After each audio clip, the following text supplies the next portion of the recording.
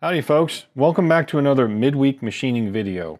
Now what we're going to do in this video is yet another Kobalt regulator repair. And before you say, oh no, it's going to be a little different and I think you'll enjoy the content. So let me briefly explain what we're going to do.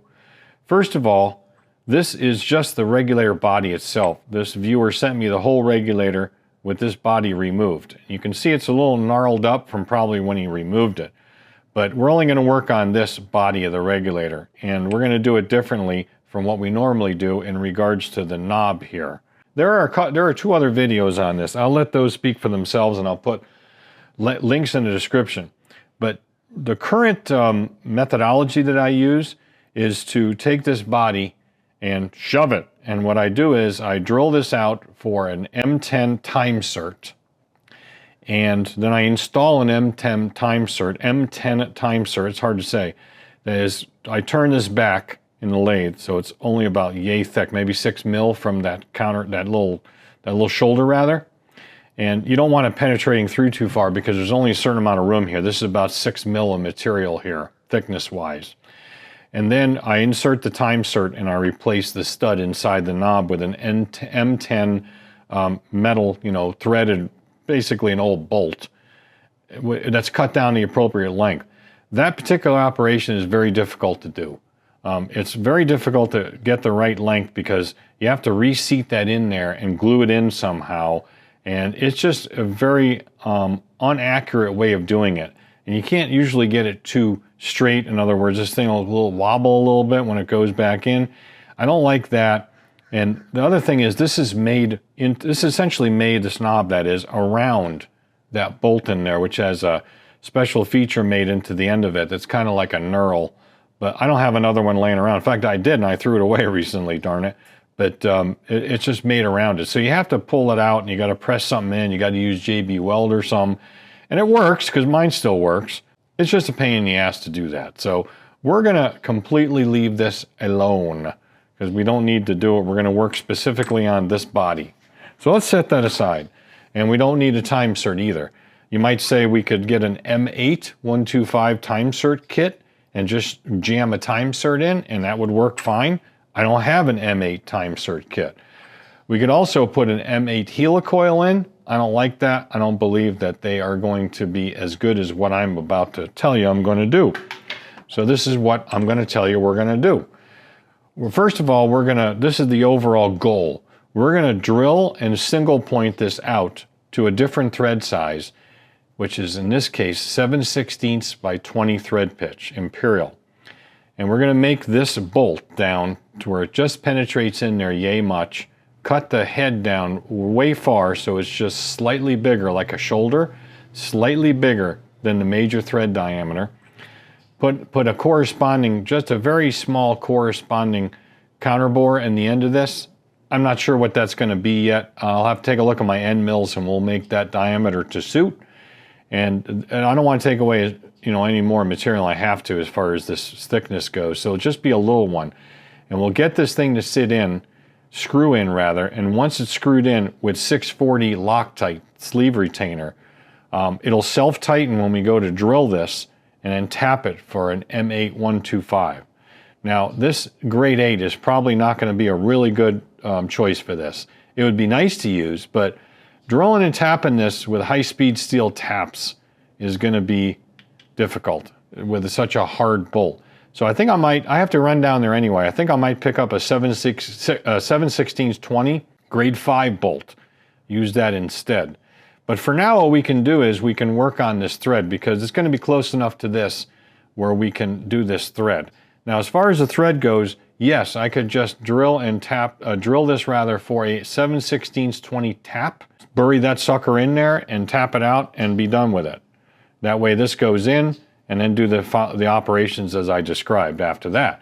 But I don't trust that because every time you use a tap, they generally allow too much slop, especially in older taps like I have that aren't terribly the greatest quality.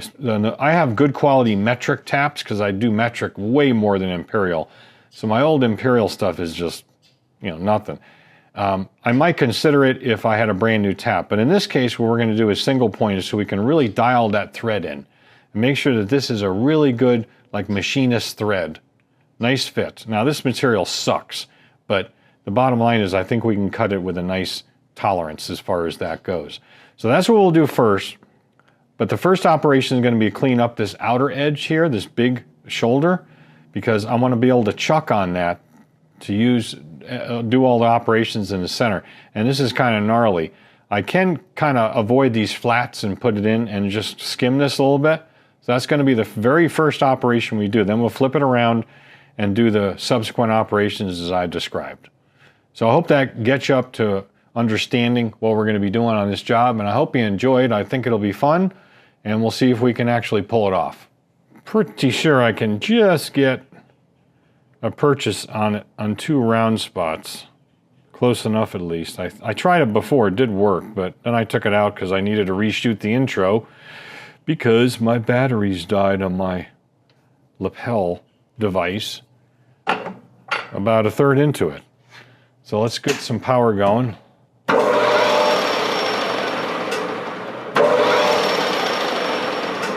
That should be good enough. Just want to clean that up. Now there's no guarantee that this outside bore is concentric with the center one. If I could put an M8 bolt in there and then chuck on the bolt and then do this, but the trouble is those threads are fairly wore out, so it wouldn't be accurate at all. I think this actually would be more accurate than that. All we want to do is just clean it up a little bit anyway. So I'm just going to keep her at 1,000 RPM. We'll touch off and then just clean it up best we can. We're not going to be able to get all that crap off of this. Gunk? What's gunk? All this damage here, but I just wanted to get the majority of it cleaned up so it's fairly round for when we chuck it back up in the jaws.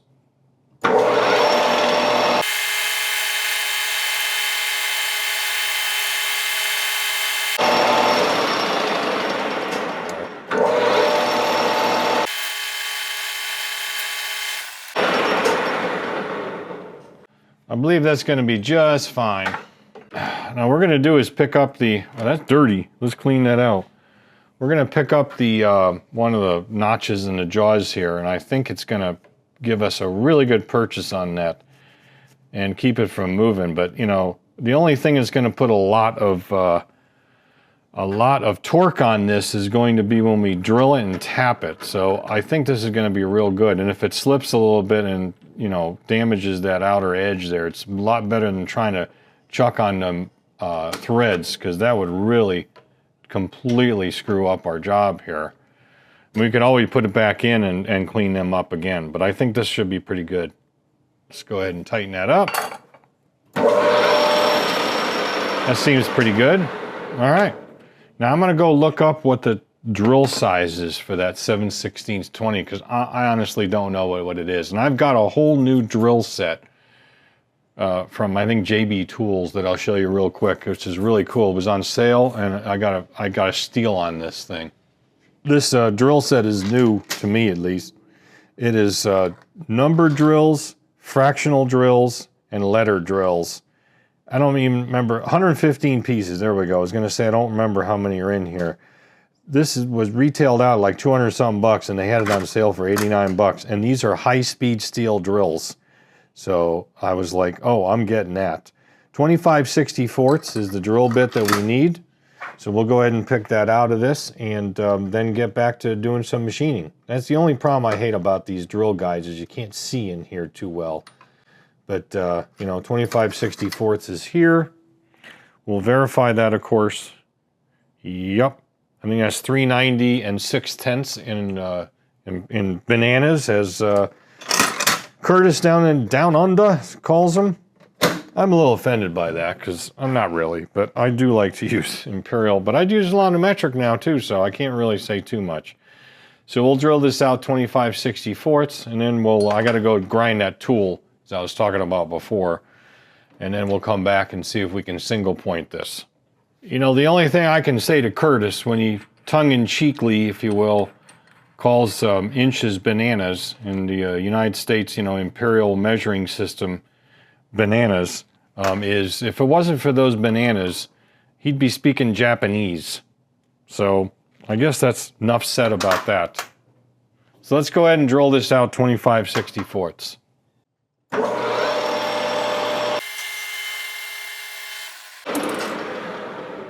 Wow, that was tough. Like I said, this crap is just crap. It's terrible. Well, okay, I'm gonna well, actually, I can just do it right now while we talk. We'll just use just a regular Noga tool, and we'll deburr this and kind of give it a, well, if I can get it in there, do it. It's so soft that, you know, it's ridiculous to even hit it with a tool, but it will hold a, you know, it'll hold a thread. I know that because it holds a time cert thread. Anyway, all right, let's, I'm gonna go grind that tool like I said. You said tool, and then we'll come back to see if we can set up for single pointing. All right, we're all set up. I used a square, just a little machinist square like this, and squared the tool itself up, not just the tool holder, the tool itself, to the jaws, so that's square. And I got plenty of clearance where I can get in here and do our threading, and it's got plenty of depth. Remember, that's only about 6 mil deep anyway. Looks like I'm touching a little bit, how nice. This material is like, it's gonna be like threading balsa wood anyway, so it's kind of bad. So, but anyway, this will be fun to try. I've already got the change gears set for 86, 40, and 40. And so all I have to do is switch these guys over to 20 thread pitch, C4, not the explosive, C4. 20 is on the 4 line and C.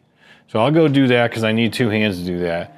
And then we'll be ready for 20 threads per inch. Now checking that thread pitch is going to be a little tricky because it's such a small hole, but I'll pull the thread pitch gauge out and see if we can do a skim cut. Maybe I can just put some blue, you know, marker in there or something. You know, it's one of these things where it's such a small hole that, you know, it might be difficult to do that, but we'll try. Now I know my compound rest is in what would be considered an incorrect position as far as angle goes, because typically, you know, you're doing an internal thread, it should be spun around the other way at 29.5 degrees and advance the tool that way. But I can't do that because number one, I don't have the proper markings on my compound to do that, which is dumb. I'm gonna have to figure that out in the future. Number two, the compound is way over here and it's gonna get in the way of the chuck. So we are gonna just zero the compound out and we're not gonna use it. And just, I think there is a lock on here. We'll probably just lock that. And then we'll just use the cross slide to do this as we typically do on other threads. It's a fine enough thread where I would probably do that anyway, but that's what we're gonna do. So that's why this is set up the way it is, but we are square with the work. All right, I got some blue inside there with a blue magic marker. This is really hard to see. I tried to touch off and I'm just touching off right now. I see a little bit of a scratch pass in there, except I didn't zero it again like a dummy. So I need to reestablish that because I thought I was on a scratch pass, but I'm not. So I need to pick up a little bit more material so I can see it. This stuff is like really soft anyway, so let's try this again. I can see a little bit in there. It kind of looks like it's the right thread, but it's going to be nearly impossible to see it with a thread gauge anyway, but let's try it.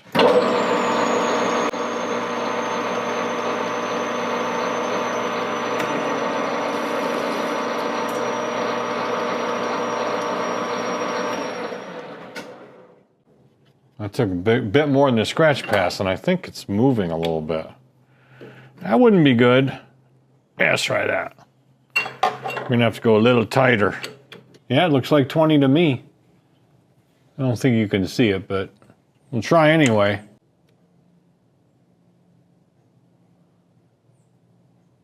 Bring her back to zero, we'll do it again, a little bit more. I'm gonna go ahead and switch over to some anchor lube after all, because now I can see the threads. I'm just gonna go ahead and push it out to what appears to be the proper thread depth based on the dial.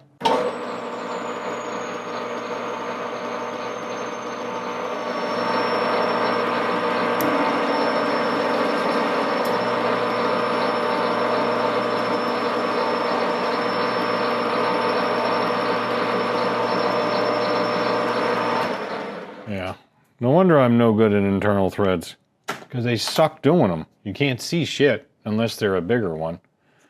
You know what I mean? But we definitely need to go deeper than that. So far we're about 12 thou in. Looks like maybe 15.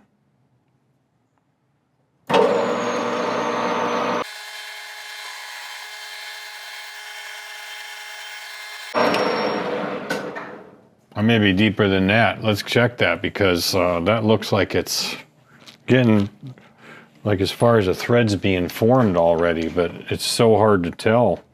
Yeah, look at that. We're right there. Actually, probably a little bit bigger than I wanted, but crap. It is actually a little bit bigger than I wanted, but darn it. But, well, we'll try the other bolt that I'm going to use for it, because, you know, this thing really cut a lot faster than I thought it would, but it's a lot bigger than I would want it to be, darn it. Well, I'm going to use a different bolt. Perhaps that different bolt's manufactured a little bit different, maybe a little bigger, I don't know. But we're going to stop right there and chamfer it up. But you get the idea. I mean, it's okay. But I should have I only took a few thou on that previous cut, but I think with springage, I should have just taken a spring pass, actually. Well, it turns out I do have a grade 5 7/16 20 bolt in stock. I got 2 of them. This one got a center in it for some reason. So, yeah, it's a little bit better, but darn it, I really wanted a little tighter of a fit. But, I mean, it's not terrible. Only has a tiny bit. It might be marginally better than a tap, but it's still pretty good, and it threads in okay. Like I said, I wanted it really kind of tight to go in. But it is what it is, and it's going to work. And this material, like I said, is pretty much balsa wood version of aluminum. So basically, we'll just clean it up and do some work on this right now, and get this to where we need to get it to go, clean it up a little bit, and so forth. All right, we're just going to face this down to, I don't know, yay thick or so. I'll kind of figure that out as I get to that point. I got it chucked up on the threads, obviously, but we're not going to use that end. We're going to only use this end, and it's only going to be a little bit. But we got to get this to where we think the dimension is going to be, and then just turn it down and deburr it and so forth as far as what an outside dimension or diameter would be.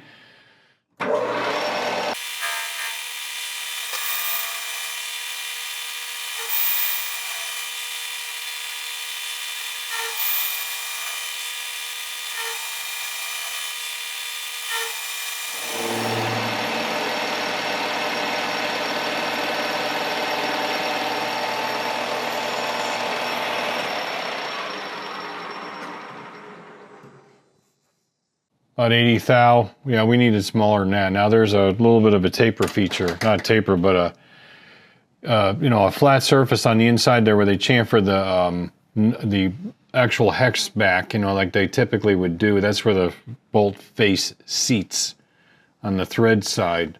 I'd like to get that out of there.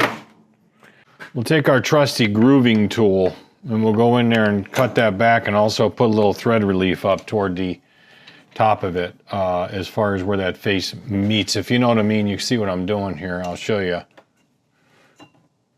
We'll just go in there and we'll get rid of that and cut a little thread relief so it goes down all the way in. I just want this a uniform thickness.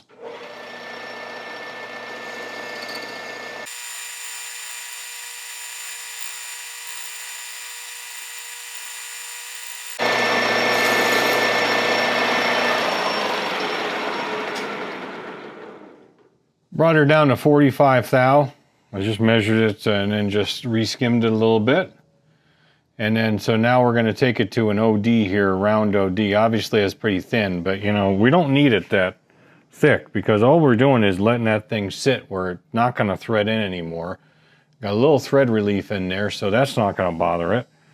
So it should sit down there just fine. Well, what I got to do is figure out what size I'm going to make that as far as like a counterbore on it. So let me pull some end mills out here and see what I want to do. This is a 12, I believe. I think that might work, a 12. Then again, we could use a 1/2 inch. 1/2 inch would probably be a little bit better. That's closer to 13 mil. So I think that's what we're going to do, is just use a 1/2 inch end mill on it. Yeah, we'll just make it a little smaller than 1/2 inch. It's 7/16, so 1/2 inch is only a little bit bigger. That's probably what we want. 12 was dumb. Who came up with that idea?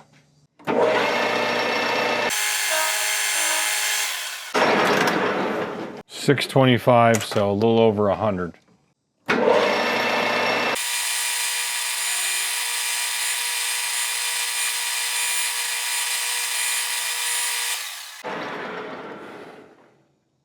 obviously this doesn't need to be too terribly accurate.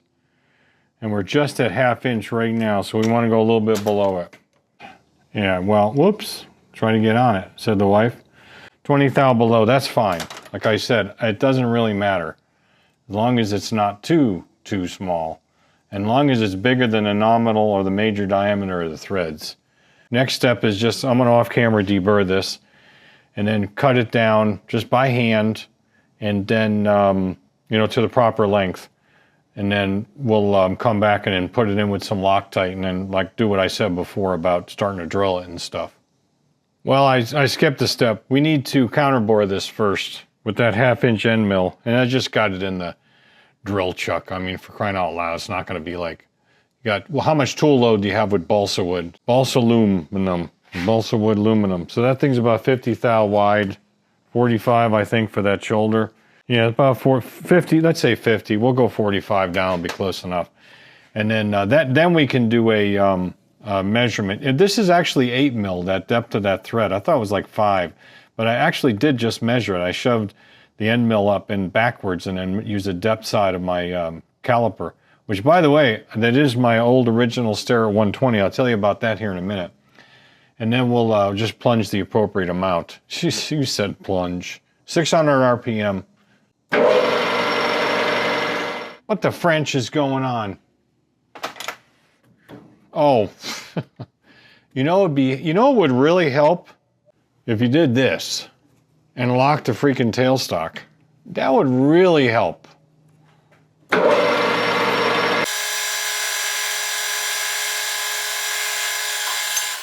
Boy, this guy's a real dummy today.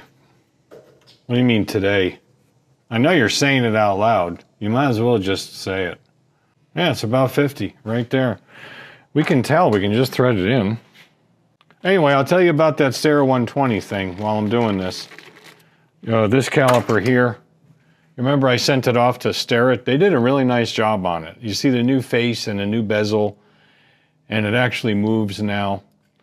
But they actually sent it back to me, and they did charge me. They should have, because they did put the labor into it in parts. They sent it back as an unrepaired tool because they couldn't get the depth side in within 3 thou. In other words, no matter what they did, when they tested the depth side here, it would always be 3 thou off. I don't know which way. But I said, oh, I want it back because I rarely use that anyway. And if I needed to do a depth precision, I would most definitely use a depth mic anyway. And I'm not, you know, getting rid of this. My dad gave this to me, what, 50 years ago, 45 years ago? So, yeah, she looks like brand new. And this part works fine, so what the hell, you know? Well, you know, what am I doing? I don't even need to do this, folks. Look at this. I mean, this guy's a real dummy today. This guy's a real tool. I don't even need to do that. I need to be careful of that end mill, but I just need to shove it in like this. Does it come flush? Yeah, but just about does. I don't need to thread that in. Yeah, so we're about flush with the outside. There's probably almost 7 3/4 mil left in there. That's fine. Plus or minus a little bit of thread relief here.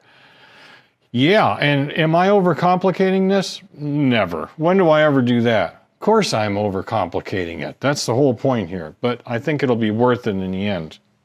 Okay, here's where we're at. This is all ready to go, nice and clean. This is down to length, which was not an easy task. You know, it was just very difficult to chuck this. That's the one problem when you have a larger lathe as opposed to a mini lathe. That would be really what's more appropriate for something this size. You really need 2 lathes. It's nearly impossible to chuck this little guy even with some copper around it, or brass rather. But I burred it up a little bit, but I got it to where it goes in okay. But I can only go so far because I can't get really a hold of it with a tool, and I'm not going to put a slot in it. Probably should, to be honest with you, put a slot in it, but I don't know what I'm going to do. You know what? I may actually just do that because I got to get this thing to seat all the way, and then we'll do it from there. I may have to cut a slot in this, unfortunately, but I don't want to do it. But yeah, you're not going to see it anyway, so hang on. Well, I did it. I'll show you here in a sec. Let's get this chucked back up. Trying not to overcomplicate this. I mean, when do I ever do that? And so I'm going to just clamp this back in. get it ready for the next operation. But here's our little slot. I need to kind of move you guys back. I got to get a screwdriver in there. I'm not going to use the sleeve retainer. That was dumb. It's really designed for 2 sleeves, you know, smooth surfaces like a sleeve. So we'll use the Loctite 6020, I'm sorry, Time Cert 6020. It's like a Loctite, but it ain't. I'm looking at Time Cert and I'm thinking Loctite. My brain is completely just shattered. Speaking of songs, I got a question for you. You know these Chuck keys here? These guys, right? And I really love my Chuck key. It's a nice Chuck key. Now, if the Chuck key loves you back, what song would it sing? It would sing Chucky's in Love, of course. Oh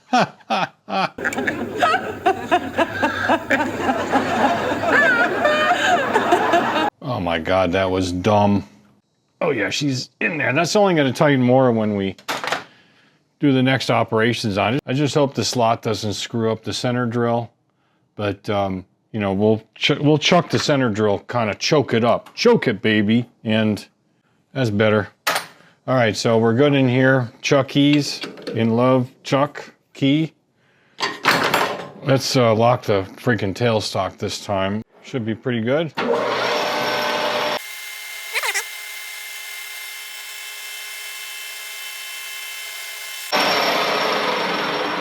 I know it's gonna get warm when I do this. More than warm, probably damn hot, so. But the Loctite will cure. I mean, it's not gonna cure. You know, if I waited for the Loctite to cure and then did the operations, I think we'd be in worse shape because it would have a tendency to soften that Loctite and then move, and I don't think it would re-harden.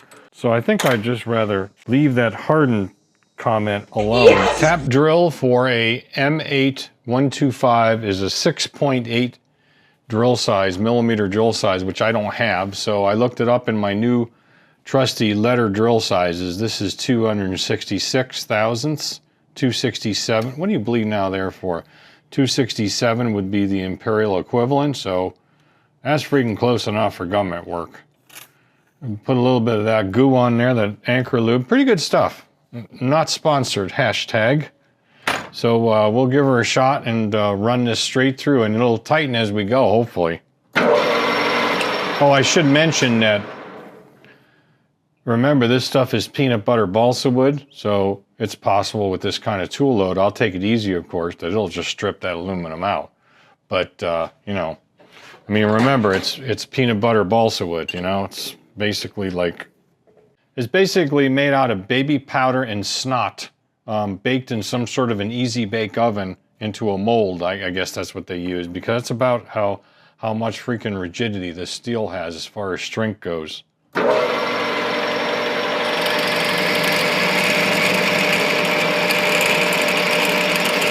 know, I just realized something. I think that's a stainless bolt. Oh my God. Yeah, the way that's cutting, I didn't notice it before with the tool, but I don't have another one. I have another one, it's just not out, but it doesn't matter. We'll just take it easy. I'm pretty sure that's a stainless bolt. I don't know why. I don't know. You know, I just don't know anything. That's the problem. I don't know why anybody's watching this crap anymore. All right, here we go.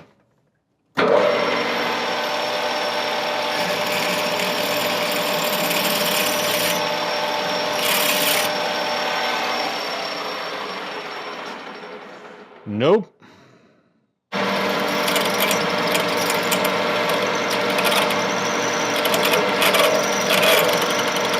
Something's going on. I do not understand what's going on with this. This is not cutting worth a damn, and that's a brand new drill bit. I got a different bit in. It's very close to the same size, slightly smaller, but let me tell you something. There is no way that those bits are high-speed steel. It said that in the sales ad, so I'm gonna have to reach out to that company and tell them there's no way. They gotta be just regular high carbon steel. You know, for that kind of price, should have realized, but oh well. I mean, they'll work for a lot of things, but I'm pretty sure that's a stainless bolt. I didn't think it was, but should have checked.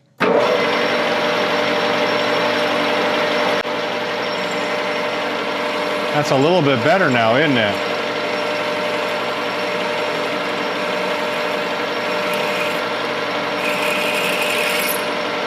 There you go. I used a drill bit that was 262 thou or something. 266 would be the exact tap drill size, but probably going to cut big anyway. Obviously that cut pretty well, so I must have gotten beat on those drill bits. I'm going to have to reach out to them, as I said, I think before. But that kind of tool load, I'm sure this tightened up real well. It's barely warm, so this drill cut just fine. So I'm going to chamfer this off camera, and then we'll get a tap in there and get that tapped out to M8125. We're going to go ahead and hand tap this with a brand new M8 tap. And luckily it's got a cute little dimple on the back, you know, for a spring tap follower. You know, it's almost as if I'm overcomplicating it or something, but when do I ever do that? So let's go ahead and put this in, get her started. We can always turn the chuck, put her in neutral, which is really just between gears on this lathe.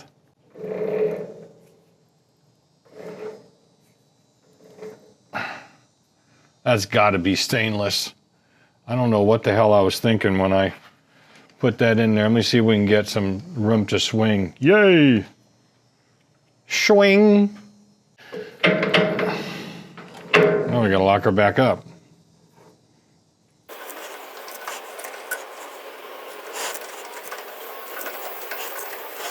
This tap has never been used. It's a brand new tap out of the drawer. And this is not going in as easy as you would want it to, but that's because of the material. Well, all right, you get the picture. We're in. Let's take it out, and then off camera, and then I'll blow it all out and clean it and see what we got. All right, so this is all cleaned up. This is the way the threads look. Let me give you a better shot of that if I can with a little better light. They are not exactly on center on the inside. I can tell that. I'm not really sure why. Probably because of that drill bit. That's supposed to be high-speed steel and not. It probably walked, but you can see inside there, I actually staked it a little bit because this is a little proud here, so I can go directly on the vise with it. And I staked it with a drift, a punch really. So there's just no way this is going to back out or go in any further because of the two features I put into it. But, you know, the front one and the staking. But this thing just goes in nice. It seems to be pretty straight, actually. I mean, it goes around the clearance here pretty well as far as this nut that you hold it in with. So, I mean, but it's super smooth and there's barely any play in there. This repair here will last forever. I mean, it'll outlast the knob for sure. I mean, this cheapo knob, I mean, hell, my knob is falling apart more every day. That's bullshit. Not that knob. The knob over there at the compressor. God, gee whiz, you guys got dirty minds.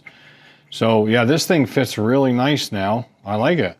So I'm gonna put a little grease on it and put it back into the body of the rest of that manifold side of the air compressor, you know, manifold regulator, and the regulator, this doodad and the little spring and stuff. And then we'll see how it works for sure. I can't put any pressure to it, but you'll see the finished product. And they're all back together. I did put some Loctite on the screw that keeps this from backing out. I used red Loctite this time. I think he mentioned to me in an email, somebody mentioned to me that they put theirs back in testing something and it kept backing out. So normally I use blue, but I had to use heat to get this one out. Just a pen torch in there. So that thing had some really stout Loctite on it, so I just duplicated that. The threads on this body where it screws into the manifold looked like there was some sort of sealer on them as well, or it could have been corrosion. I don't use that. There's an O-ring in there. It shouldn't have to be used. The O-ring looks okay. So I just put a little silicone grease on that. I put a silicone grease on a little plunger deal, that white part inside there that pushes against the actual diaphragm inside here to change the pressure.